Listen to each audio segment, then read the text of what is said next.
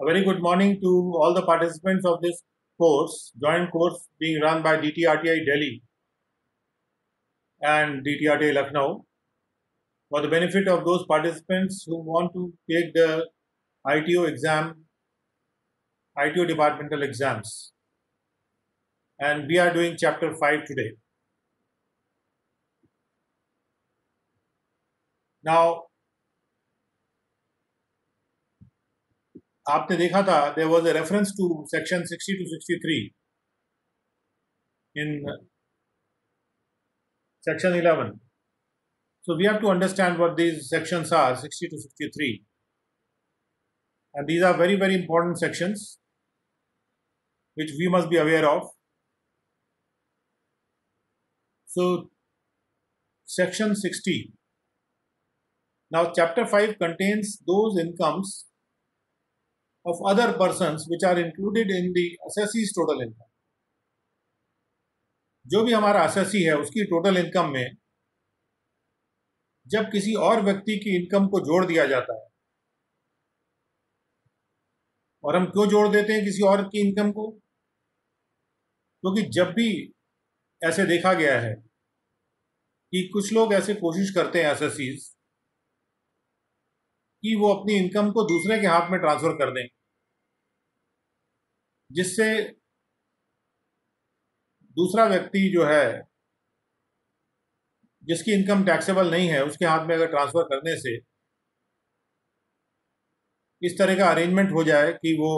उनको कुल मिला के कम टैक्स देना पड़े, तो ये टैक्स अवॉइडेंस टेक्निक हो सकती है, टैक्स इवेजन टेक्निक होती है कि कैसे अपने टैक्स को कम कर लिया जाए, टैक्स के इंसिडेंस को कम कर लिया जाए, कुछ मैनिपुलेशन करके अपनी इनकम जो इनकम हमारे पास है, जो इनकम हमारी है, वो किसी और के हाथ में दिखा दिया जाए, जिससे कुल मिला के जो है टैक्स कम हो जाए। इस तरह की कोशिश बहुत से लोग कर लेते हैं, और ये देखा गया कि जब भी कोई इस प्रकार की कोशिश करता है तो वो इसलिए करता है क्योंकि उसको अपना टैक्स कम करना है। तो इसको दूर करने के लिए ये प्रावधान लाए गए हैं कि ऐसे व्यक्ति की इनकम जो कि दूसरे आदमी के हाथ में ट्रांसफर कर दी गई है उसको assessee के टोटल इनकम में लाके जोड़ दिया जाए, जिससे इस तरह का वो टैक्स अवॉइडेंस ना कर पाए। तो ये प्रावधान किस प्रकार के हैं? आपने सुना होगा किसी ने अपनी इनकम को अपने वाइफ के नाम से दिखा दिया, किसी ने अपने बच्चे के नाम से दिखा दिया, किसी ने किसी और के नाम से दिखा दिया। तो इन सब चीज़ों को रोकने के लिए, क्योंकि हर व्यक्ति जो ज़्यादा इनकम कमा रहा है, अगर वो ऐसा अरेंजमेंट हम उसको अलाउ कर देंगे कि वो इनकम को दूसरे के हाथ में दिखा सकता है, तो जो ज़्यादा कमा रहा है उससे हम ज़्यादा टैक्स नहीं ले पाएंगे और हमारा जो प्रोग्रेसिव टैक्सेशन सिस्टम है वो हर्ट होता है, क्योंकि हम चाहते हैं जो ज़्यादा इनकम कमाता है वो ज़्यादा टैक्स दे। दूसरी बात यह है कि जो इनकम कमा रहा है उसी को टैक्स देना चाहिए।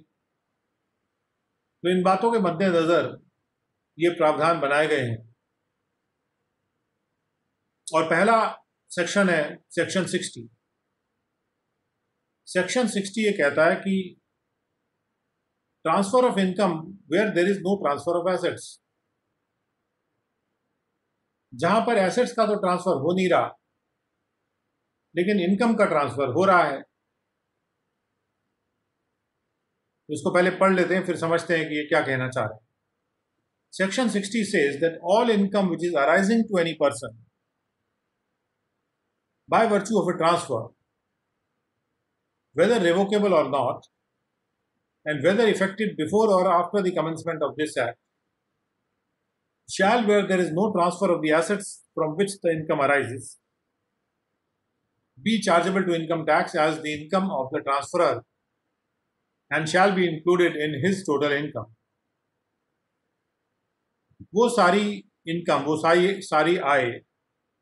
जो ऐसे व्यक्ति को अराइज कर रही है, ओके, उस ट्रांसफर की वजह से अराइज कर रही है, चाहे वो ट्रांसफर रेवोकेबल हो चाहे ना हो। कोई ऐसा ट्रांसफर किया जाना जिसमें कि where there is no transfer of the assets. जैसे अंडरलाइंग एसेट तो ट्रांसफर हुआ नहीं, इनकम ट्रांसफर हो गई। जैसे मैं कहूं कि मेरे पास कोई घर है और घर से प्राप्त इनकम को मैं किसी और को अगर किसी और के बैंक खाते में डलवा दूं, जैसे मैं अपने किराएदार से कहूं कि जो किराया है वो मेरी बीवी के या मेरे स्पाउस के अकाउंट में डिपॉजिट कर दीजिए, और मैं कहूं असेसिंग ऑफिसर से कि मैंने इनकम जो है उनको ट्रांसफर कर दी है अपने वाइफ को, ये उनकी इनकम है, तो वो टैक्स दे देंगी इस पे। सेक्शन 60 इसको अलाउ नहीं करता। या मैं कहूं कि मेरे पास जैसे कोई डिबेंचर हैं या कोई फिक्स डिपॉजिट्स हैं, और या कोई मेरे पास इंश्योरेंस पॉलिसी है जिसका इंटरेस्ट वगैरह मैं किसी और को असाइन कर दूं, या कोई डिबेंचर पे इंटरेस्ट मैं किसी और को असाइन कर दूं, जो मेरा ऑब्वियसली मैं उसको असाइन करूंगा जो मेरे कंट्रोल में है। तो यदि मैं अपने इनकम को इस प्रकार से किसी और को असाइन कर देता हूँ, इनकम को मैं ट्रांसफर कर देता हूँ बिना एसेट को ट्रांसफर करे। मैंने डिबेंचर तो अभी मेरे पास ही है, डिबेंचर मेरे नाम पे है, घर हाउस प्रॉपर्टी भी मेरे नाम पे है, वो शेयर भी मेरे नाम पे जिसका डिविडेंड अगर मैंने ट्रांसफर कर दिया है।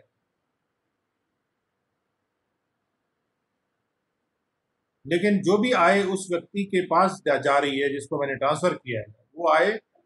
पर टैक्स वो व्यक्ति नहीं देगा, उस पर टैक्स दूंगा मैं, क्योंकि एसेट मेरे पास है और एसेट को मैंने ट्रांसफर नहीं किया था। एसेट से अराइज कर रही है जो इनकम, उसको मैंने ट्रांसफर किया था। तो यहाँ पर जो एनी पर्सन है, ये वो पर्सन है जिसके जिसके लिए अराइज हो रही है। वो अराइज भी अगर हो जाती है उसके लिए वो भी काफी है, अप्रूव भले ही उसको ना हो रही हो। तो अगर किसी ऐसे व्यक्ति को इनकम अराइज कर रही है क्योंकि उसके बैंक खाते में मान ली जा रही है, या उसको उसके नाम पे क्रेडिट हो रही है किसी कंपनी के खातों में, तो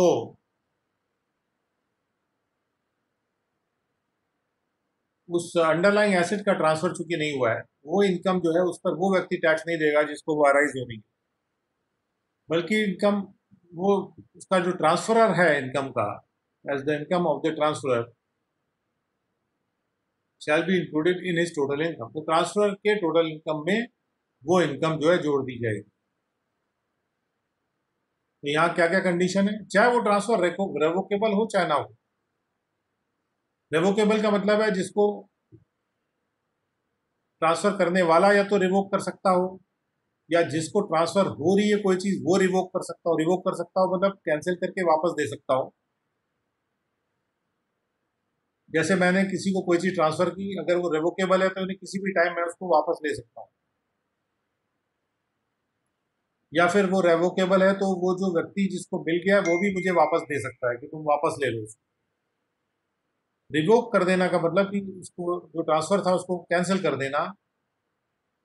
खत्म कर देना, उलट देना।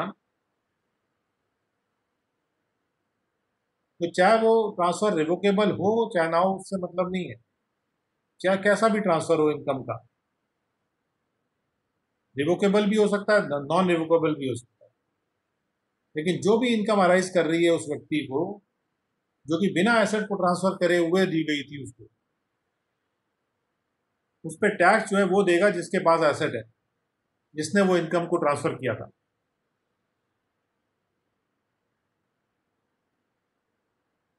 राइट। उसके बाद इसको एक प्रिंसिपल होता है over riding title. So tax cannot be taken by overriding the title. Title जिस किसी और के पास है एसेट का, टैक्स इनकम किसी और के पास जा रही है, तो जिसके पास इनकम जा रही है उसके हाथ में टैक्स नहीं होगी। एसेट के टाइटल को ओवरराइड नहीं कर सकते। Now revocable transfer of assets. All income which is arising to any person by virtue of a revocable transfer of assets shall be chargeable to income tax as the income of the transferor and shall be included in his total income. जो भी income किसी ऐसे व्यक्ति को arise करती है क्योंकि उसको एसेट्स ट्रांसफर हो गए हैं, यहां पर एसेट भी ट्रांसफर हो रहा है, 60 में एसेट ट्रांसफर नहीं हो रहा था, केवल इनकम ट्रांसफर हो रही थी। तो जहां पर एसेट ट्रांसफर नहीं होता, चाहे वो इनकम का ट्रांसफर भले ही रेवोकेबल हो चाहे ना तो रेवोकेबल हो, फिर भी जिसको भी इनकम अराइज करती है वो उसके नाम पे टैक्स ना हो के ट्रांसफर के नाम पे टैक्स होती है, क्योंकि ट्रांसफर की टोटल इनकम में जुड़ती है।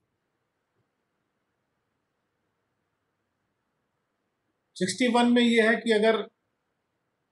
एक एसेट को भी ट्रांसफर कर दिया गया है लेकिन वो जो ट्रांसफर है वो रेवोकेबल है, वो फाइनल ट्रांसफर नहीं है। ट्रांसफर में लिखा हुआ है या फिर ट्रांसफर के टर्म्स एंड कंडीशंस हैं जिसमें कि ये है कि ये ट्रांसफर रेवोकेबल है। रेवोकेबल का मतलब दोनों तरफ से रेवोकेबल हो सकता है, मैं भी रिवोक कर सकता हूँ, यानी ट्रांसफर भी रिवोक कर सकता है और ट्रांसफरी भी उसको रिवोक कर सकता है। दोनों में से किसी के लिए भी अगर वो रेवोकेबल है तो जो भी इनकम अराइज कर रही है उससे, जिसके पास वो एसेट ट्रांसफर हो गया, ऑब्वियसली उसको अराइज कर रही होगी, लेकिन उसके नाम पे वो इनकम टैक्स नहीं होगी। And it shall be included in the total income of the transferor of the asset, यानी जिसने एसेट को ट्रांसफर किया है उसके टोटल इनकम में वो जोड़ी जाएगी। उसके बाद आते हैं 62 पर। 62 में कहा जा रहा है कि transfer irrevocable for a specific period. अब 61 का एक तरह से प्रोवाइजो है ये कि 61 में जहां कहा गया है कि भाई अगर ट्रांसफर ऑफ एसेट्स रेवोकेबल है तो फिर इनकम ट्रांसफर के टोटल इनकम में जुड़ेगी।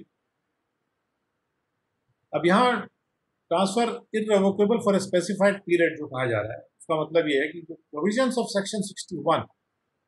अगर हम पढ़ें प्रोविजन को, तो 62 के प्रोविजंस को पढ़ें तो provision of section 61 shall not apply to any income arising to any person by virtue of a transfer and it is a proviso. ये भी कहा जा सकता था 61 में ही लिख के प्रोवाइडेड दैट कि the provisions of that section shall not apply to any person by virtue of a transfer dash dash dash dash, लेकिन प्रोवाइजो ना बना के इसको अलग सेक्शन बना दिया गया। कभी कभी ऐसा भी होता है, कभी कभी प्रोवाइजो की जगह एक्सप्लेनेशन भी बन जाता है। It all depends upon the lawmaker how he wants to make it and what he intends to do. Now the provisions of section 61 shall not apply. Exception है 61 के। कब वो अप्लाई नहीं करेंगे कि if the income is arising to any person by virtue of a transfer by way of trust, अगर trust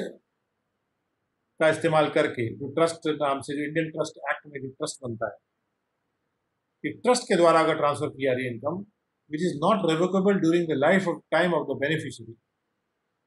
जैसे कई बार ट्रस्ट इसलिए बना दिया जाता है कि भाई उसमें एक व्यक्ति को बेनिफिशियरी बना दिया जाता है। जैसे आपने ट्रस्ट बनाया और उसमें बेनिफिशियरी अपने बेटे को बना दिया या अपनी बेटी को बना दिया, यानी ट्रस्ट से जो भी इनकम होगी वो बेनिफिशियरी के पास जाएगी। और यदि उसके जो टर्म्स एंड कंडीशंस हैं ट्रस्ट के, उसमें बेनिफिशियरी उसको रिवोक नहीं कर सकता है अपने लाइफ टाइम में।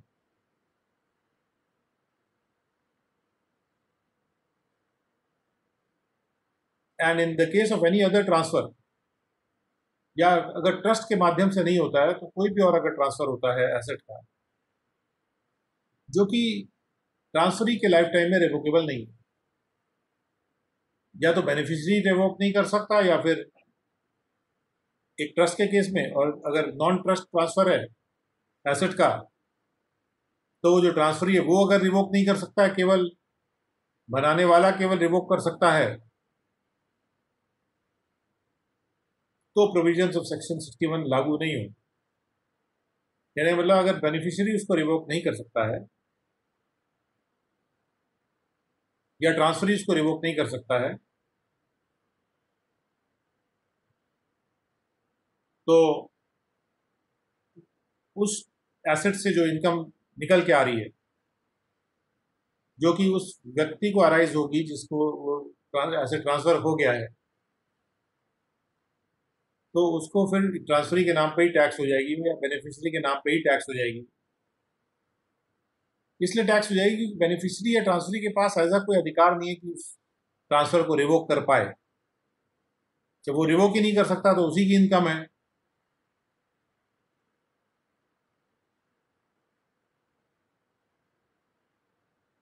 जब तक कि वो लेकिन इसको पूरा पढ़ लेते हैं, उसके बाद let us come to the conclusion. और made before first day of April which is not revocable for a period exceeding 6 years, या अगर वो ट्रांसफर 1 अप्रैल 61 के बाद किया गया है, तो कि तो वो 6 साल तक अगर वैलिड है, और 6 साल तक अगर उसको रिवोक नहीं किया जा सकता, तो सेक्शन 61 के प्रावधान नहीं लागू होंगे। And provided that the transfer derives no direct और indirect benefit from such income in either case. और दोनों केस में, चाहे 1 वाला केस हो चाहे 2 वाला केस हो, 62(1)(1) का केस हो, 62(1)(2) वाला केस हो, बशर्ते ट्रांसफरर को जो है कोई भी डायरेक्ट या इनडायरेक्ट बेनिफिट उस इनकम से ना मिल रहा हो। अगर ट्रांसफर को कोई बेनिफिट मिल रहा है, तब तो ट्रांसफर के नाम पे टैक्स होना चाहिए। तो ये जरूरी है कि अगर असेसिंग ऑफिसर ये साबित कर दे कि भाई जो ट्रांसफर किया गया है वो बेनिफिशियरी रिवोक तो नहीं कर सकता, लेकिन ट्रांसफर तो उसको रिवोक कर सकता है भाई, और उससे इनकम भी प्राप्त कर रहा है वो,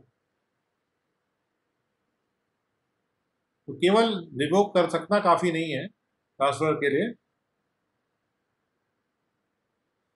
ये भी असेसिंग ऑफिसर को साबित करना पड़ेगा कि कोई भी बेनिफिट, कोई भी डायरेक्ट बेनिफिट, कोई डायरेक्ट इनडायरेक्ट कुछ भी हो सकता है, कोई भी बेनिफिट ऐसी इनकम से वो जो ट्रांसफर है वो डिराइव नहीं कर रहा है। जब तक वो कोई बेनिफिट डिराइव नहीं करता और ट्रांसफर उसने कर रखा है एसेट, भले ही रिवोकेबल हो, जब रिवोक हो जाएगा तब देखा जाएगा। जब वो रिवोक कर देगा तब उसके नाम पे टैक्स हो जाएगा। जब वो रिवोक जब तक नहीं कर रहा है तब तक, क्योंकि बेनिफिशियरी तो या ट्रांसफरी तो उसको रिवोक कर नहीं सकता, तो इसलिए ट्रांसफर या बेनिफिशियरी उस पर टैक्स देगा, उसकी टोटल इनकम में जुड़ेगा। And notwithstanding anything contained in subsection 1, all income arising to any person by virtue of any such transfer shall be chargeable to income tax as the income of the transferor, as and when the power to revoke the transfer arises, and shall then be included in his total income. तो जब भी power to revoke arise कर जाता है, यानी कि वो उसको रिवोक कर देता है, एज एंड व्हेन, यानी जब जब जब और जैसे ही रिवोक कर देगा, ट्रांसफर उठ जाता है ऊपर, यानी अराइज कर जाता है, यानी कि वो रिवोक कर देता है, तो उसके बाद भले ही फिर वन में कुछ भी लिखा हो, तो जितनी भी इनकम अराइज करेगी उसके बाद से, रिवोक करने के बाद से, वो ट्रांसफर के टोटल इनकम में जुड़ेगी। क्योंकि रिवोक करने के बाद तो अब तो एसेट रहा ही नहीं ट्रांसफरी का या उस बेनिफिशियरी का, तो वो now beneficiary is not no longer entitled to any income out of that asset.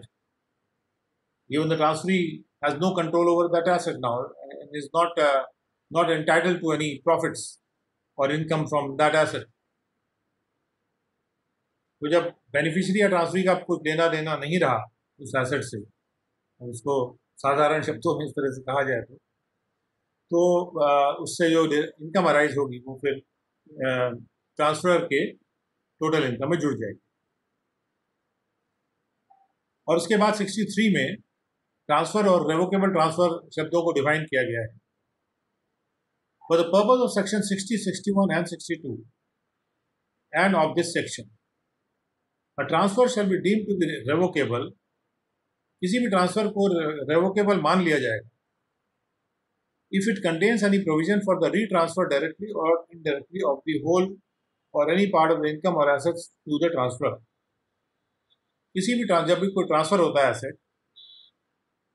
जब भी कोई भी चीज ट्रांसफर होती है,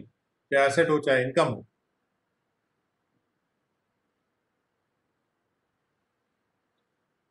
तो उसको कब रिवोकेबल माना जाएगा? It shall be deemed to be revocable मान लिया जाएगा जब उसमें कोई ऐसा प्रावधान हो ट्रांसफर एग्रीमेंट में या ट्रांसफर के टर्म्स एंड कंडीशंस में जिसमें कि रीट्रांसफर का प्रावधान हो, चाहे वो रीट्रांसफर डायरेक्टली हो या इनडायरेक्टली हो, किसी और के माध्यम से हो, कोई और रूट से हो, पूरी इनकम का या पार्ट इनकम का ट्रांसफर हो, यानी उस इनकम में से कुछ इनकम का भी अगर इनकम की बात हो रही है या एसेट्स की बात हो रही है, तो एसेट्स का कुछ पार्ट का भी रीट्रांसफर का अगर प्रावधान हो तो वो ट्रांसफर रेवोकेबल माना जाएगा, चाहे पूरे पार्ट का हो चाहे एनी पार्ट हो, होल और एनी पार्ट। यानी अगर प्रावधान ये लिखा हुआ उसमें ट्रांसफर के टाइम पे कि ट्रांसफर के पास एक राइट है कि वो उसका एक हिस्सा, जैसे 50% तक का हिस्सा या 10% का हिस्सा वापस ले सकता है किसी भी टाइम, या पूरा अगर लिखा है तो पूरा हिस्सा अगर वापस ले सकता है, थोड़ा भी लिखा हो कि थोड़ा हिस्सा भी वो वापस ले सकता है, रीट्रांसफर कर सकता है, चाहे वो डायरेक्टली रीट्रांसफर करे चाहे इनडायरेक्टली रीट्रांसफर करे, तो उसको रेवोकेबल ट्रांसफर मान लिया। और या फिर और if it any way gives the transfer right to reassume the power directly और इनडायरेक्टली, या उसमें कोई अधिकार दिया जा रहा है कि एक अधिकार कि वो रीअज्यूम दोबारा अख्तियार कर सकता है पावर ओवर होल और any part of the income और एसेट्स, पूरी इनकम को या पूरे एसेट्स को या पार्ट ऑफ द इनकम को जो ट्रांसफर हुई थी 60 के तहत, चूंकि इनकम का भी ट्रांसफर का प्रावधान है, और एसेट्स को चाहे पूरे हो चाहे पार्ट हो, अगर ट्रांसफर के पास ये राइट है कि फिर से वो रीअज्यूम कर सकता है पावर डायरेक्टली या इनडायरेक्टली ओवर द होल और any part of the income और the assets, where transfer includes any settlement, trust, covenant, agreement or arrangement। Transfer में क्या क्या चीजें शामिल है? ट्रांसफर में शामिल है कोई भी अगर सेटलमेंट है, दो लोगों के बीच में आपस में सेटल किया गया कुछ मामला, या ज्यादा लोगों के बीच में, या कोई ट्रस्ट के रूप से भी ट्रांसफर हो जाता है। कोवेनेंट होता है कोई भी कॉन्ट्रैक्ट दो लोगों के बीच में, कोई दो लोगों के बीच में एग्रीमेंट हुआ या कोई भी अरेंजमेंट हुआ, तो कोई भी एक वाइडर डेफिनेशन यूज की हुई है यहाँ पे कि अगर ट्रांसफर को किसी सेटलमेंट, ट्रस्ट, कोवेनेंट, एग्रीमेंट या अरेंजमेंट या किसी भी और रूप में किया जा रहा है, तो उस पर इस चैप्टर के प्रावधान लागू हो जाएंगे। फॉर द पर्पज ऑफ इस चैप्टर के जो ये सेक्शन है 60, 61 और 62 पे उसके प्रावधान लागू हो जाएंगे।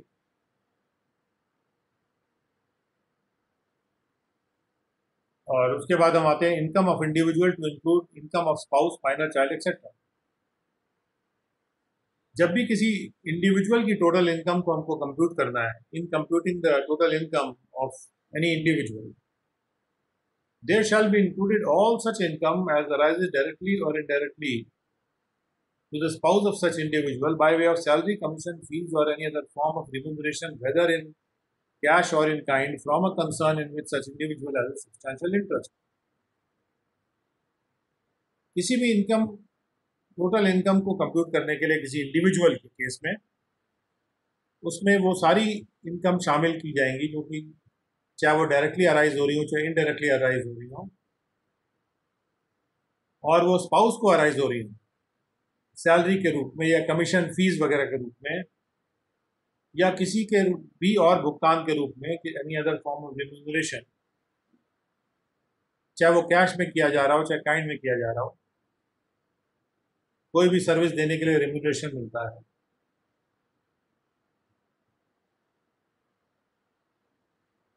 तो यदि सैलरी, कमीशन, फीस और any other form of remuneration में, चाहे वो कैश में हो चाहे काइंड में, किसी भी इंडिविजुअल के स्पाउस को एक कंसर्न से ये पेमेंट मिल रहा है, किसी भी कंसर्न से, यानी कोई भी है, अगर कोई यूनिट है, एस्टेब्लिशमेंट है, एनीथिंग, कोई भी बिजनेस है, कुछ है जिसमें इंडिविजुअल का सब्सटैंशियल इंटरेस्ट है, कोई भी कंसर्न जिसमें इंडिविजुअल का सब्सटैंशियल इंटरेस्ट है, तो कंसर्न के लिए सब्सटैंशियल इंटरेस्ट नॉर्मली 20% से ज़्यादा की होल्डिंग, 20% या उससे ज़्यादा का जो इंटरेस्ट है या होल्डिंग है उस पर नॉर्मली रहता है। उसकी परिभाषा भी आएगी उसके बाद। लेकिन अगर स्पाउस को अगर सैलरी, कमीशन, फीस या कोई भी रिम्यूनरेशन, चाहे कैश में हो चाहे काइंड में हो, ऐसी कंसर्न से मिल रहा है जिसमें कोई इंडिविजुअल का सब्सटैंशियल इंटरेस्ट है, तो ये जो भी सैलरी, कमीशन, फीस है वो जो भुगतान हो रहा है उसको उसको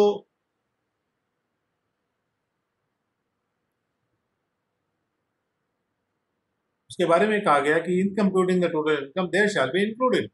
वो सारी इनकम उस व्यक्ति के टोटल इनकम में शामिल होगी जिसका सब्सटैंशियल इंटरेस्ट था उस कंसर्न में, जहां से सैलरी, कमीशन, फीस इत्यादि कैश या काइंड में उसके स्पाउस के पास जा रही है। Provided that nothing in this clause shall apply in relation to any income arising to the spouse where the spouse possesses technical or professional qualifications and the income is solely attributable to the application of his or her technical or professional knowledge and experience। इसमें शर्त यह रखी गई है कि अगर spouse के नाम पे, अगर स्पाउस के लिए के पास सैलरी, कमीशन, फीस या कोई रिम्यूनरेशन जा रहा है, चाहे कैश में, काइंड में, ऐसी कंसर्न है जिसमें इंडिविजुअल का सब्सटैंशियल इंटरेस्ट है, लेकिन उस स्पाउस का के पास टेक्निकल या प्रोफेशनल क्वालिफिकेशन है उस काम को करने के लिए, वो टेक्निकल या प्रोफेशनल रेलिवेंट टेक्निकल और प्रोफेशनल क्वालिफिकेशन है अगर उसके पास, और इनकम भी इसलिए प्राप्त हो रही है कि उन टेक्निकल या प्रोफेशनल नॉलेज और एक्सपीरियंस को उसने यूज़ किया है। पहले तो क्वालिफिकेशन है, अर्हता है, लेकिन उसके पास कोई डिग्री है उस कार्य को करने के लिए, कुछ इस तरह के क्वालिफिकेशंस का मतलब है उसके पास कोई डिग्री है, कोई सर्टिफिकेट है, और इनकम भी एकमात्र इनकम को एट्रीब्यूट किया जा सकता है कि वो इनकम केवल इसलिए आ रही है सोलली कि उस एप्लीकेशन, उस टेक्निकल या प्रोफेशनल नॉलेज या एक्सपीरियंस का उसने इस्तेमाल किया है, इसलिए वो इनकम उसके पास आ रही है। तो ऐसे केस में वो फिर इनकम उस व्यक्ति के टोटल इनकम में नहीं जुड़ेगी जिसका सब्सटैंशियल इंटरेस्ट उस कंसर्न में है। यानी अगर मैं कोई कंपनी चला रहा हूँ और मेरा सब्सटैंशियल, चला भी नहीं रहा हूँ, मेरा सब्सटैंशियल इंटरेस्ट है, यानी कि अगर मेरा सब्सटैंशियल इंटरेस्ट है तो माना जा सकता है कि मेरी चलती होगी उस कंपनी में, मेरी बात चलती होगी, और वहाँ पे मेरे स्पाउस, वहाँ से उस कंसर्न से मेरे स्पाउस को कोई पेमेंट आ रहे हैं जो सैलरी, कमीशन, फीस या कोई भी तरह का रिम्यूनरेशन के रूप में है, और अगर दो चीज़ें भी उसके साथ है कि मेरे स्पाउस के पास वो टेक्निकल प्रोफेशनल क्वालिफिकेशन भी है और मेरे स्पाउस ने उसका इस्तेमाल भी किया है, नॉलेज और एक्सपीरियंस का जो मेरे पास, जो उसके पास थी, जो ज्ञान और अनुभव का उसने इस्तेमाल भी किया है उस इनकम को कमाने के लिए, और वो इनकम केवल उस ज्ञान और अनुभव के इस्तेमाल करने से ही आई है और किसी वजह से उसके पास नहीं आई है स्पाउस के पास, तो फिर उस केस में फिर वो मेरे टोटल इनकम में नहीं जुड़ेगी। और उसके बाद है कि subject to the provisions of clause 1 of section 27 to the spouse of such individual from assets transferred directly or indirectly to the spouse by such individual otherwise than for adequate consideration or in connection with an agreement to labor part। तो यहाँ पर भी पढ़ने के लिए इसको पढ़ना पड़ेगा कि in computing the total income there shall be included all such income. तो टोटल इनकम को कंप्यूट करते टाइम वो सारी इनकमें जुड़ेंगी जो कि उस स्पाउस के पास जा रही है। सब अभी 27(1) के प्रोविजन पे आते हैं। जो स्पाउस के पास जा रही है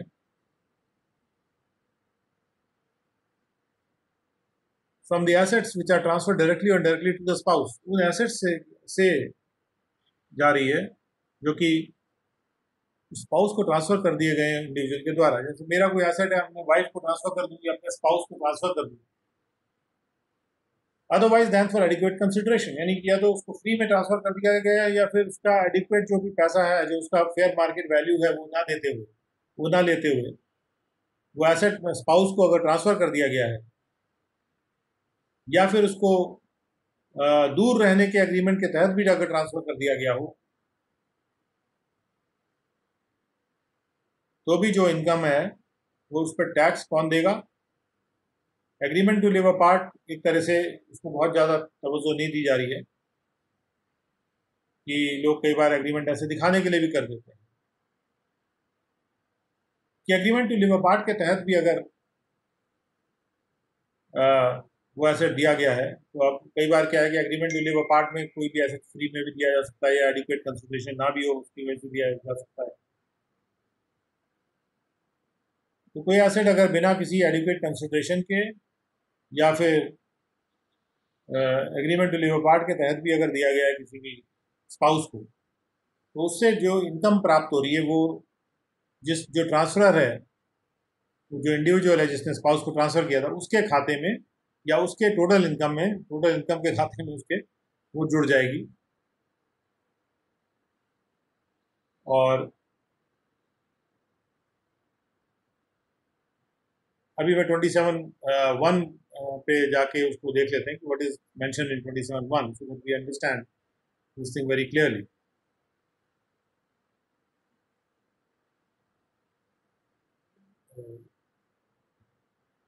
So I'll just take you to 27(1) and see what is mentioned there. और उसके लिए हम जाएंगे इनकम टैक्स एक्ट में, इनकम टैक्स एक्ट के टैक्स एंड रूल्स में जाएंगे और वहाँ बंद करके सर्च फॉर सेक्शन 27,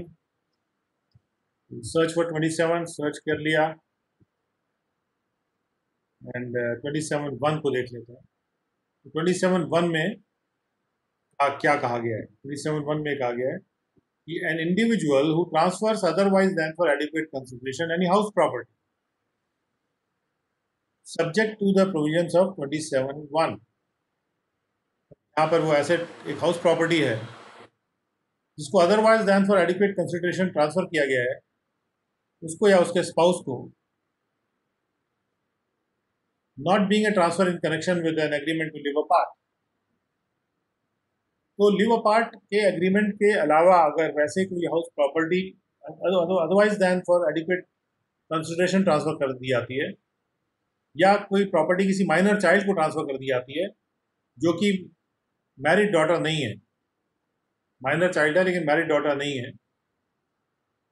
तो shall be deemed to be the owner of the house property, so transfer। तो इसके मद्देनजर अगर हम इस प्रावधान को देखते हैं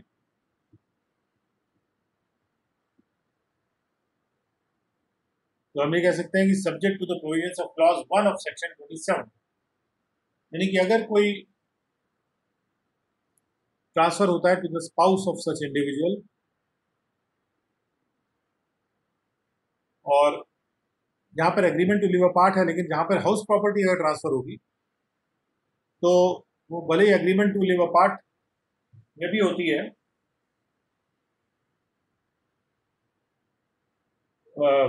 मतलब उस केस में अगर एग्रीमेंट टू लिव अपार्ट के तहत होती है हाउस प्रॉपर्टी ट्रांसफर, तब तो वो ट्रांसफर मान लिया जाएगा। वहां पे एक तरह से एग्रीमेंट टू लिव अपार्ट को उन्होंने एक्सेप्ट कर लिया है। लेकिन वैसे अगर क्योंकि एग्रीमेंट टू लिव अपार्ट में हाउस ट्रांसफर हो रहा है, that means that house will be used by the spouse to stay in as part of the agreement to live apart. That spouse will be staying in that house.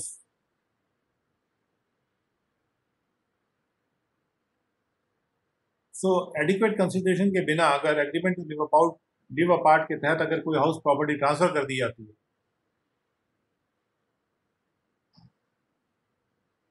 तो वही प्रावधान यहाँ पर है।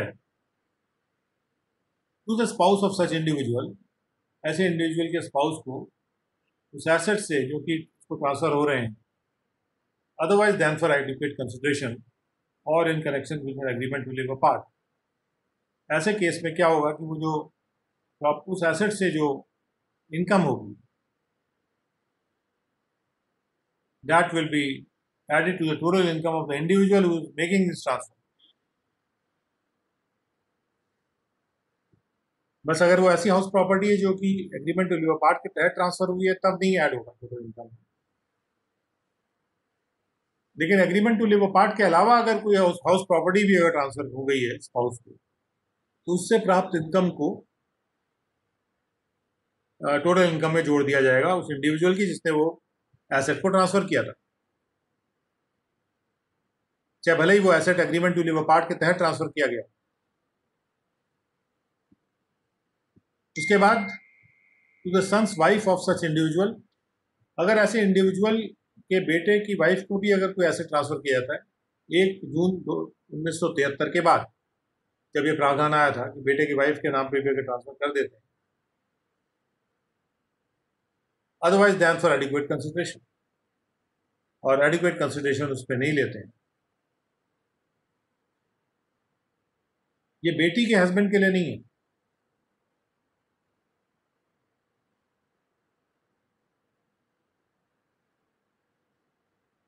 केवल सन की वाइफ के केस में है कि सन के वाइफ को अगर ट्रांसफर कर दिया जाता है कोई इंडिविजुअल के द्वारा कोई एसेट तो उससे प्राप्त इनकम को इंडिविजुअल के टोटल इनकम में जोड़ दिया जाए, या टू एनी पर्सन और association of persons from assets transfer directly और indirectly otherwise then for adequate consideration to the person or association of persons by such individual to the extent to which income from such assets is for immediate or deferred benefit of his or her spouse, या जो transfer किया जा रहा है वो किसी ऐसे person या एओपी को कर दिया जा रहा है, एसेट का ट्रांसफर किसी एओपी को या ऐसे पर्सन को कर दिया जा रहा है जो कि एसेट जो है वो स्पाउस के या इमीडिएट या बाद के बेनिफिट के लिए है। डेफर्ड बेनिफिट है जो इमीडिएटली नहीं हो रहा है, बाद में दिया जाएगा बेनिफिट, कि जैसे कोई एसेट को किसी पर्सन को दे दिया गया या किसी भी एओपी को दे दिया गया। एओपी भी एक तरह का पर्सन ही है, तो यू कैन से कि अगर किसी के भी पर्सन को दे दिया गया वो एसेट, तो और उस एसेट से जो इनकम है वो दिया इसलिए गया है कि उससे जो इनकम है that will be for the immediate or deferred benefit of his or her spouse, यानी कि खुद भी अगर उसे डायरेक्टली वाइफ को ना ट्रांसफर करके या स्पाउस को ना ट्रांसफर करके या सन की वाइफ को भी ना ट्रांसफर करके कोई एसेट को कोई व्यक्ति किसी और पर्सन को दे देता है जो उसका रिलेटिव भी नहीं है,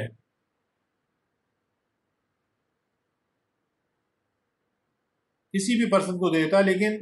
बशर्ते इसलिए कि वो जो एसेट का ट्रांसफर है उससे जो इनकम है वो उसके वाइफ के या उसके स्पाउस के इमीडिएट या बाद में आने वाले बेनिफिट के लिए होगा,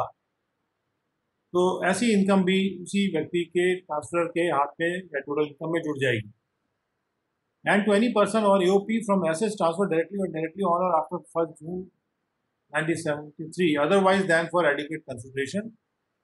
टू द पर्सन और AOP of by such individual to the extent to which the income from such assets is for immediate or deferred benefit of his son's wife, या 1 जून 1973 के बाद ये हो गया कि सन के वाइफ के बेनिफिट के लिए भी अगर कोई एसेट ट्रांसफर किया तो किसी भी और पर्सन को या किसी भी एओपी को, या यू कैन से कि यहाँ पर एओपी लिखना जरूरी भी नहीं है, बट लेकिन यू कैन जस्ट से कि किसी भी पर्सन को, तो सन की वाइफ के बेनिफिट के लिए ट्रांसफर किया जाता है तो उससे प्राप्त इनकम भी टोटल इनकम में जुड़ जाएगी इस व्यक्ति के। और एक्सप्लेनेशन 1 ये कहता है कि for the purpose of clause 2, कि क्लॉज 2 के पर्पस से, जो क्लॉज 2 यहाँ पे है कि जहाँ पे सैलरी कमीशन फीस वगैरह मिल रही है किसी भी कंसर्न से जहाँ सब्सटेंशियल कंसर्न है, the individual in computing whose total income, the income referred to in that clause is to be included, shall be the husband or wife. अब चूंकि स्पाउस वर्ड का इस्तेमाल किया हुआ है तो ये होता है कि भाई अगर दो लोग हैं हस्बैंड और वाइफ, तो किसकी इनकम किसके टोटल इनकम में जुड़ेगी भाई? अगर दोनों ही कुछ प्राप्त कर रहे हैं, दोनों का ही सब्सटैंशियल कंसर्न है. The individual in computing whose total income referred to in that clause is to be included, अगर ये पर्पस है, shall be the husband or wife whose total income is greater, वो हस्बैंड या wife होगा जिसके total income ज़्यादा बड़ी है, उस इनकम को एक्सक्लूड करने के बाद देखा जाएगा. And where any such income is once included in the total income of either spouse, और एक बार दोनों स्पाउस में से किसी के भी टोटल इनकम में वो इनकम जुड़ जाती है, तो any such income arising in any succeeding year, कोई भी इस प्रकार की इनकम अगर किसी आगे आने वाले साल में अराइज करती है, it shall not be included in the total income of the other spouse, तो वो दूसरे स्पाउस के टोटल इनकम में नहीं जुड़ेगी जब तक कि ऐसा ना हो कि असेसिंग ऑफिसर ये संतुष्ट हो उस स्पाउस को अपॉर्चुनिटी देने के बाद ये जरूरी है उनके उनके हैंड्स में उनके टोटल इनकम में इसको जोड़ना. असेसिंग ऑफिसर को अगर लगता है कि दूसरे की इनकम ज़्यादा बढ़ गई है और हमें वहाँ जोड़ने से ज़्यादा टैक्स मिल रहा है, तो असेसिंग ऑफिसर दूसरे स्पाउस को अपॉर्चुनिटी दे देगा और कहेगा कि इसको आपके खाते में क्यों ना जोड़ दिया जाए, आपकी टोटल इनकम में क्यों ना जोड़ दिया जाए. और ये ऐसा करने के बाद फिर वो दूसरे स्पाउस के टोटल इनकम में उसको जोड़ सकता है. और जब तक ऐसा नहीं होता तब तक वो स्पाउस शिफ्ट नहीं होगा कि जिसके हाथ में वो इनकम जुड़ रही है, एक बार एक साल में अगर वो उसके हाथ में जुड़ जाती है, उसके टोटल इनकम में जुड़ जाती है. And for the purpose of clause 2, जो सब्सटैंशियल इंटरेस्ट की जो बात की गई है उसमें वही कहा जा रहा है कि जहाँ पर वो कंसर्न अगर कंपनी है, तो अगर उसके शेयर्स जो कि 20% या उससे ऊपर का वोटिंग पावर रखते हों, अगर उतना उसके पास हो, बेनिफिशियली हेल्ड हो, उसका बेनिफिट उसे मिलेगा, या फिर बाय सच पर्सन और partly bye such person and partly by one और मोर ऑफ हिज रिलेटिव्स, या उसके रिश्तेदार भी अगर उसमें हैं, तो रिश्तेदारों के पास और उसके पास कुल मिला के अगर 20% की होल्डिंग है, वोटिंग पावर है उस कंपनी में, तो वो सब्सटैंशियल कंसर्न माना जाएगा. और रिश्तेदारों में कौन आएगा? हस्बैंड, वाइफ और बच्चे, जो रिलेटिव की डेफिनेशन है. और इन एनी अदर केस जहाँ पर वो कंपनी नहीं है, तो जहाँ पे वो पर्सन एंटाइटल्ड है या उसके रिलेटिव्स के साथ वो 20% से ज़्यादा के प्रॉफिट्स के लिए एंटाइटल्ड है, उसका हकदार है, तो वो सब्सटैंशियल कंसर्न माना जाएगा.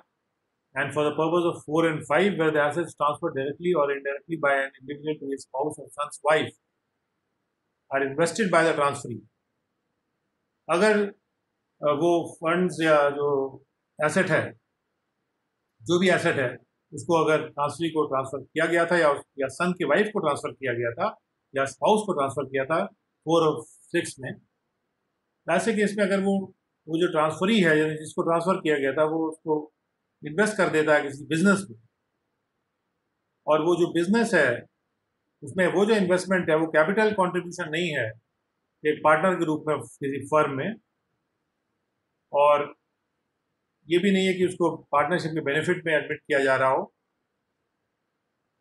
तो उस केस में that part of the income which is arising out of the business to the transferee, उस बिजनेस से जितना ट्रांसफरी को इनकम मिलेगी प्रीवियस ईयर में, उसका वही प्रोपोर्शन होगा उस ट्रांसफरी की इनकम के साथ जो भी उस बिजनेस से मिल रही है उसको, same proportion to the income of transferee from the business. As the value of assets aforesaid, जितना कि जो एसेट ट्रांसफर किए गए थे उनका जो भी प्रोपोर्शन है टोटल इन्वेस्टमेंट से बिजनेस में उस ट्रांसफरी को, यानी ट्रांसफरी ने किसी बिजनेस में अपना इन्वेस्टमेंट भी कर रखा है, उसमें से कुछ एसेट्स उसने वो भी ट्रांसफर कर दिए जो उसको मिले थे इंडिविजुअल से, जिसका वो स्पाउस है या सन्स वाइफ को है, तो उस केस में जो एसेट्स जो भी उसने इन्वेस्ट किए हैं, प्रॉफिट्स का भी वही शेयर होना चाहिए, बेनिफिट्स प्रॉफिट्स इनकम जो अराइज कर रही है उसका भी वही प्रोपोर्शन होगा कुल इनकम से जो ट्रांसफर किया है उस बिजनेस में से, जो कि उसके जो वैल्यू, जो एसेट्स थे जो इन्वेस्टेड थे उसके अपने, उसके मुकाबले में उन एसेट्स का जो कि उसको उस इंडिविजुअल से मिले थे। तो ये कैसे x upon income from the, x अगर इनकम मिल रही है उसको, तो एक्स अपॉन वो जो इनकम है जो उसको उस बिजनेस में से मिल रही है, इक्वल टू एसेट्स जो मिले थे अपॉन कुल एसेट्स जो उसने इन्वेस्ट किए। और in the nature of contribution of capital as a partner in the form, अगर लेकिन वो कैपिटल के रूप में इन्वेस्टमेंट है उसका, तो that part of the interest receivable by the transferee, उतना इंटरेस्ट जो ट्रांसफरी को मिल रहा है फॉर्म के साथ, जिसका प्रपोर्शन उस इंटरेस्ट से जो कि उस फर्म से वो पूरा प्राप्त कर रहा है या कर रही है, जितना कि उसका जो इन्वेस्टमेंट का जो प्रोपोर्शन था उसके कुल इन्वेस्टमेंट के मुकाबले में। तो ये प्रोपोर्शन लेके, दैट प्रोपोर्शन जो निकल के आएगा, that will be included in the total income of the individual in that previous year. तो जहाँ पे वो एसेट इन्वेस्ट हो गया किसी और बिजनेस में, तो अपने को ये देखना है कि कितना उसमें से इनकम आ रहा है उस पर्टिकुलर ट्रांसफरी के नाम पे, और वो उस रेशो के बराबर होना चाहिए जितना भी उसने कुल इन्वेस्टमेंट उसमें कर रखा है, जिससे वो रीजनेबल हो जाए। और उसके बाद 64 का 1A है सबसेक्शन, उसमें कहा गया है कि in computing the total income of an individual there shall be included all such income as arise और accrue to his minor child. Minor child को भी जो इनकम अराइज या अक्रू हो रही है वो भी उस इंडिविजुअल के टोटल इनकम में जुड़ जाएगी, not being a minor child suffering from any disability. लेकिन अगर वो चाइल्ड ऐसा है जो कि माइनर मीन्स जो 18 ईयर्स से कम है, और लेकिन उसके पास कोई डिसेबिलिटी नहीं होनी चाहिए, जो डिसेबिलिटी है तो उसकी इनकम टोटल इनकम में नहीं जुड़ेगी। डिसेबिलिटी का मतलब है कि उसकी सेक्शन 80U में जो डिसेबिलिटी कही गई है उसमें इन डिसेबिलिटीज का वर्णन है,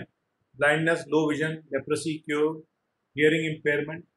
सुन नहीं पाना, लोकोमोटर डिसेबिलिटी यानी चलने फिरने में जो दिक्कत होती है, और मेंटल रिटार्डेशन, मेंटल इलनेस। और डिसेबिलिटी की जो डेफिनेशन है वो section 2 of the persons with disabilities act 1995 से निकल के आ रही है, और इसमें ऑटिज्म भी शामिल है और सेरेब्रल पॉल्सी भी शामिल है, और वो मल्टीपल डिसेबिलिटीज भी शामिल है जिनका रेफरेंस सेक्शन 2 के जिनका reference national trust for welfare of persons with autism, mental retardation, multiple disabilities act के सेक्शन 2 में किया गया है। और इस प्रकार से वो पर्सन विद डिसेबिलिटी को डिफाइन किया गया है, यानी कोई अगर माइनर चाइल्ड है जिसमें ऐसी डिसेबिलिटी है तो उसकी इनकम फिर उस इंडिविजुअल के, उसके फादर के या मदर के अकाउंट में नहीं जुड़ेगी। और लेकिन ये बात भी ज़रूरी है कि वो इनकम ऐसी इनकम नहीं होनी चाहिए जो कि मैनुअल वर्क अगर उसको कर रहा है उसके लिए आ रही है, उसकी वजह से आ रही है, या ऐसी एक्टिविटी से आ रही है जो कि जिसमें उसकी दक्षता या टैलेंट या स्पेशल नॉलेज या एक्सपीरियंस का इस्तेमाल हो रहा है बच्चे के।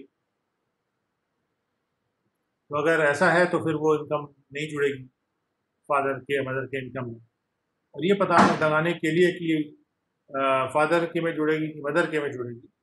अगर वो मैरिज चल रही है पेरेंट्स की तो वो उसके में जुड़ेगी जिसकी इनकम ज़्यादा है, और अगर मैरिज नहीं चल रही है तो जो पेरेंट उस माइनर चाइल्ड को मेंटेन कर रहा है उसके इनकम में जुड़ेगी।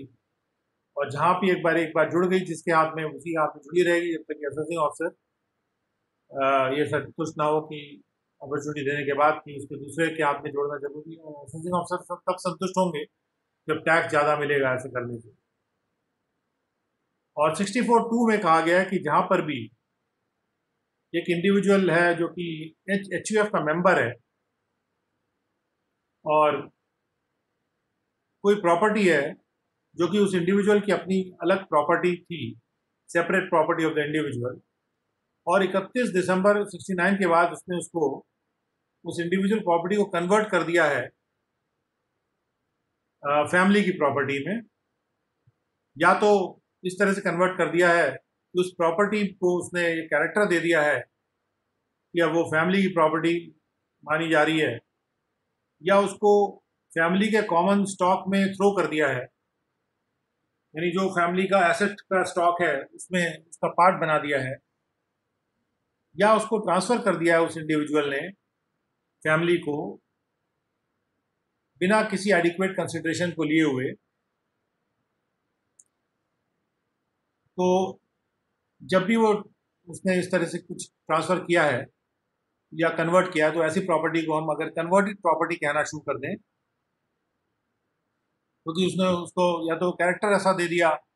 कि वो फैमिली की हो गई, उसको ऐसा चरित्र दे दिया कि वो फैमिली की हो गई है, जैसे घर के बाहर वगैरह सब बोर्ड लगा दिया है उसने और कागज़ भी बना दिया है जिसमें वो कह रहा है कि मेरा इंटेंशन है कि ये प्रॉपर्टी फैमिली को बिलोंग करने का कैरेक्टर ले, या फैमिली के जो एसेट्स हैं उसके कॉमन स्टॉक में थ्रो कर दिया है, उसका भी एक एग्रीमेंट हो सकता है या कोई डिक्लेरेशन हो सकता है। प्रॉपर्टी का कैरेक्टर प्रॉपर्टी को फैमिली का कैरेक्टर देने के लिए भी कोई घोषणा हो सकती है या कोई साइन हो सकता है, साइन बोर्ड हो सकता है, और भी चीज़ें हो सकती हैं जिससे क्लियर हो जाए बिल्कुल कि उसने उसको फैमिली की प्रॉपर्टी का कैरेक्टर दे दिया है अपनी इंडिविजुअल प्रॉपर्टी को, और या उसने एक्चुअल ट्रांसफ़र किया है उसको बिना एडिक्वेट कंसिडरेशन लिए हुए,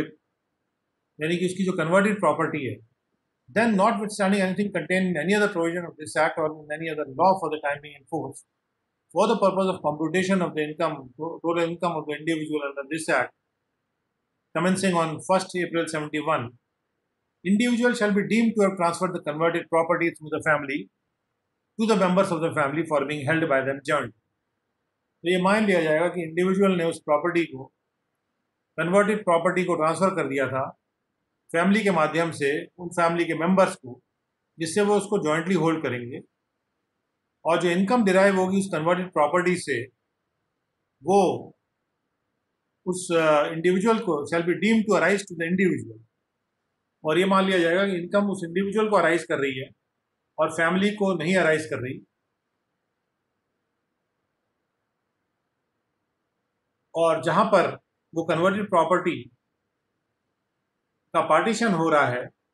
सब्जेक्ट मैटर ऑफ पार्टीशन, चाहे वो पार्शल पार्टीशन है चाहे टोटल पार्टीशन हो, तो जो इनकम डिराइव हो रही है ऐसे कन्वर्टेड प्रॉपर्टी से, जो कि उसके स्पाउस के द्वारा रिसीव हो रही है पार्टीशन पे, तो कई कभी पार्टीशन भी इस तरह से कर दिया जाता है कि उस तरह से स्पाउस को मिल जाए उस property, shall be deemed to arise to the spouse from assets transferred indirectly by the individual to the spouse। तो ये मान लिया जाएगा कि वो जो इनकम अराइज हो रही है स्पाउस को ऐसे प्रॉपर्टी से जो कि इंडिविजुअल ने इनडायरेक्टली उसको ट्रांसफर किया था, और provisions of subsection 1 shall so far may be apply, और सबसेक्शन 1 के प्रोविजन अप्लाई कर जाएंगे, यानी कि उसका जो इनकम है वो स्पाउस के नाम पे ना जुड़ के उस इंडिविजुअल के नाम पे जुड़ जाएगी। ये मिसचिफ को अवॉइड करने के लिए कभी कभी ऐसे पार्टीशन दिखा के लोग स्पाउस के नाम पे अपनी इनकम को ट्रांसफर कर लेते थे। और उसके बाद provided the income refer to in clause B and C, B और सी में जैसे कन्वर्टेड प्रॉपर्टी और जो पार्शल पार्टीशन वाली जो इनकम है, शैल on B included in the total income of individual, एक बार वो टोटल इनकम इंडिविजुअल की जुड़ गई तो एक्सक्लूड कर दिया जाएगा from the families total income, या स्पाउस के इंडिविजुअल स्पाउस के टोटल इनकम से भी उसको एक्सक्लूड कर दिया जाएगा। यानी एचयूएफ का बहाना लेके या एचयूएफ का सहारा लेके अपनी इनकम को वो दूसरों के हाथ में ट्रांसफर नहीं कर सकता है। और एक्सप्लेनेशन 1 में प्रॉपर्टी को डिफाइन किया गया है, जिसमें कहा गया है कि प्रॉपर्टी में इंटरेस्ट भी शामिल है, चाहे वो मूवेबल और रिमूवेबल प्रॉपर्टी हो, और उसमें जो प्रोसीड्स ऑफ सेल है या कोई भी मनी और investment for the time being representing the proceeds of sale thereof, money भी हो सकता है, इन्वेस्टमेंट भी हो सकता है, सेल का proceed, and where the property is converted by any method such other property, तो इस रूप में भी वो कन्वर्ट भी हो गई है, दूसरी प्रॉपर्टी भी प्रॉपर्टी मानी जाएगी। और for the purpose of this section income includes loss, यानी जहां पर इनकम है वहां लॉस भी हो सकता है किसी भी एसेट से, तो अगर लॉस हो रहा है तो लॉस भी उसी इनकम में जुड़ेगा जिसमें जुड़ना ऊपर के प्रावधानित है, तो जो ट्रांसफर है उसकी टोटल इनकम में ही वो जुड़ जाएगा। और इसके बाद सेक्शन 65 है, जिसमें कहा गया कि the liability of a person in respect of income included in the income of another person, कि where by reason of the provisions contained in this chapter or in the clause 27(1), the income from any asset or from the membership in a firm of a person other than the assessee is included in the total income of the assessee. जहाँ पर किसी भी asset से income या फिर किसी firm में membership से कोई इनकम अगर किसी असेसी की टोटल इनकम में जुड़ जाती है, जोड़ दी गई है इस चैप्टर के प्रावधानों के तहत, जहाँ जोड़ना प्रावधानित किया गया है, the person in whose name such asset stands, जिसके नाम पे वो एसेट स्टैंड कर रहा है या जो मेंबर है फर्म का, shall notwithstanding anything to the contrary contained in any other law for the time in force, भले ही किसी और लॉ में कुछ भी लिखा हो, वो जो पर्सन है जिसके नाम पे वो एसेट स्टैंड कर रहा है या उस फर्म का जो मेंबर है, जो बना दिया गया मेंबर, अगर उसको नोटिस ऑफ डिमांड दिया जाता है असेसिंग ऑफिसर के द्वारा, तो उससे संबंधित जो टैक्स है वो टैक्स पे करने के लिए दिया जाता है जो असेसी पर लेविड था, जो उस इनकम पे एट्रीब्यूटेबल है जो कि ट्रांसफर हो गई थी। तो provisions of chapter 17D apply करेंगे, यानी रिकवरी जो है ये उससे भी की जा सकती है जिसके हाथ में वो एसेट ट्रांसफर कर दिया गया है। Provided that where any such asset is held jointly by more than one person, अगर वो एसेट एक से ज़्यादा लोगों के पास जॉइंटली होल्ड हो रहा है, तो जो वो सब मिलके उस टैक्स को देने के दावेदार हो जाएंगे। They shall be jointly and severally liable to pay the tax, जो टैक्स एट्रीब्यूटेबल है उस एसेट्स से, उस एसेट्स की इनकम पे एट्रीब्यूटेबल है, जो कि इस प्रकार से उस इंडिविजुअल के जो ट्रांसफ़र के टोटल इनकम में जोड़ दी गई थी। तो इसके साथ we come to the end of chapter 5 also, and we'll be doing a complete revision of chapter 5 once again tomorrow, so that we'll give you some more examples also, so that this chapter is absolutely clear to you. So thank you very much for joining us for this class today.